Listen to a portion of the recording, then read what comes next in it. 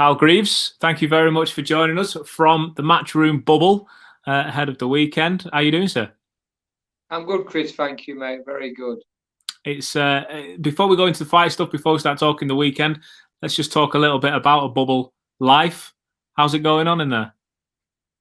Yeah, very interesting. Everything's going really well our end. Davey's looking fantastic. Great mindset, physically and mentally very strong, and he's ready for this fight. And yeah, it's a nice bubble, mate. To be honest, everything you need. You're only allowed to use 2 floors. Obviously, floor 6 is where everyone's staying, and floor 3 is where the training facilities are, the media room, where your breakfast, where you're eating, everything. It's good setup. What's the training like in there? I mean, is it a bit more protected because you don't know who can see you? Is it as easy flowing as it would be in your own gym in the week building up? What's it like? Well, you have to book your time slots. So obviously everybody's got their own time slots, and obviously with the restrictions with COVID and what have you, so no one can really see what's going on. We had a media workout last night. There was a lot of press in there, and obviously Matchroom was filming it, Sky was filming it, went live on their stream. We all had little 15-minute slots, but I've been in the gym this morning with the team, and we've done a little workout this morning. Well, not David actually, just me, Neil, Alan. We've had a workout in there. Clifton Mitchell was in there, so yeah, it's good. You book your slots and we just crack on. Like, we're back in there tonight, 9 o'clock. Whether David will need it or not, I don't know. But we're going to go in there, do a bit of shadow, a bit of sharpening up, just get a little sweat on, really ready for the weigh-in tomorrow.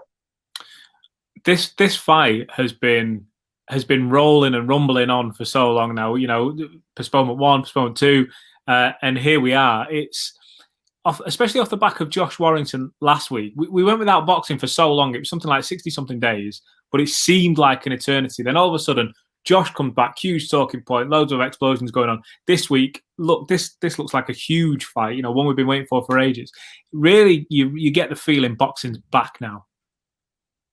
I mean, what a show last week. I mean, we're hoping this one lives up to that, but you've got a lot to live up to. I mean, it was a great show, wasn't it? I mean, you would have expected Warren to get beat. I mean, then you had the knockout with Lee Wood when he knocked Reece Mulder out.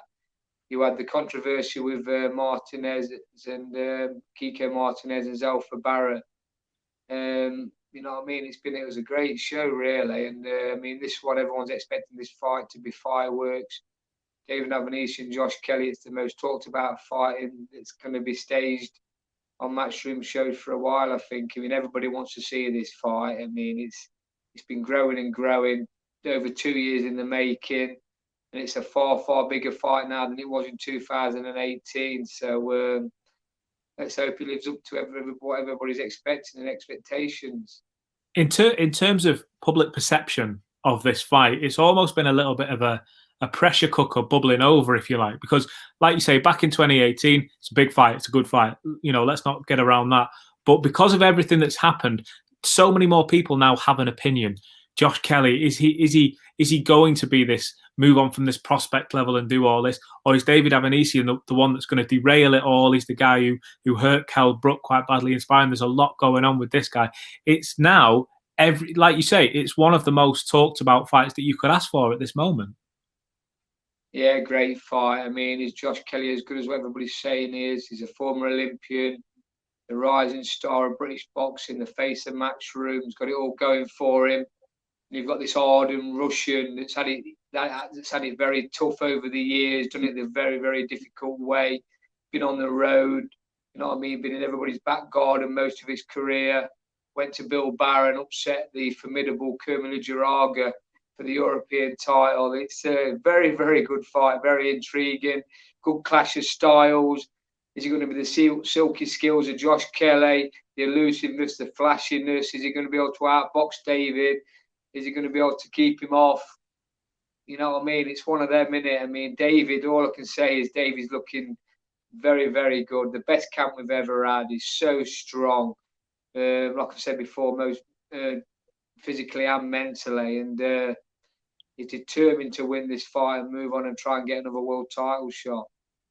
Pretty strong words have gone back and forth. I mean, you will know better than most. Every time I hear Carl Greaves, I hear the very experienced or the highly respected Carl Greaves, which is obviously correct.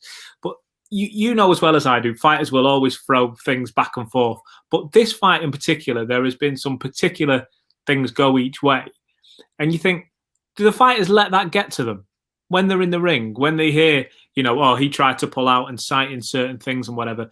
Or do they have to try and suppress that to stay on the plan of action? I can definitely tell that Josh Kelly's got more emotionally involved than what David has. I mean, luckily David don't really understand the lingo, you know what I mean? He can speak English now and he understands what you're saying, but obviously fast momentum conversations and what have you with David, you don't really understand. So luckily he's not emotionally involved, you know what I mean? Whereas I know that Josh has got emotionally involved.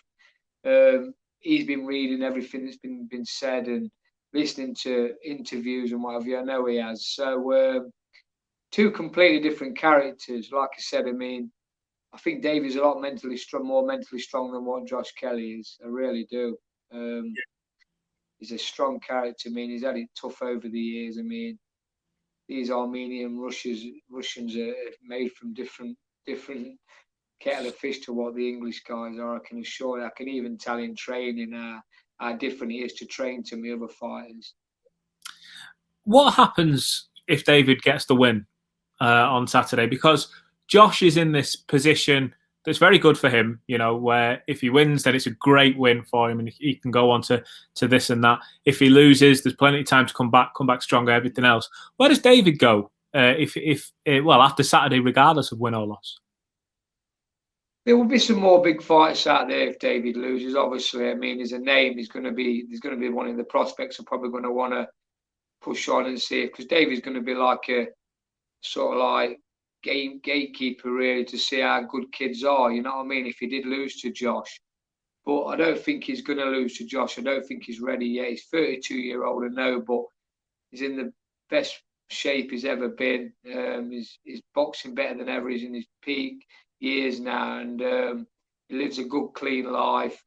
And I see that week in, week out with him in the gym. But there's some big fights out there if he loses, with some good British prospects coming through if they want to risk it, taking on David. But but it's one of them. And I mean, really, Josh Kelly, if he loses, he's only young and he's still 26, and he's only had 11 fights, 12 fights. So he could go back down and try and work his way back up to European world level and get a few more learning fights. I believe this is 1 or 2 fights too soon for him. I've said it before. I mean, I know he's looking at the Ray Robinson draw, and Ray Robinson drew with Kowalowski who stopped David, but it was a shadow of the David that we've got now. So he's probably getting a lot of confidence from that performance with Ray Robinson, albeit a lot of people think he lost. I did actually score it a draw. So I honestly think it's 1 or 2 fights too soon for Josh. But listen, Saturday night we'll find out.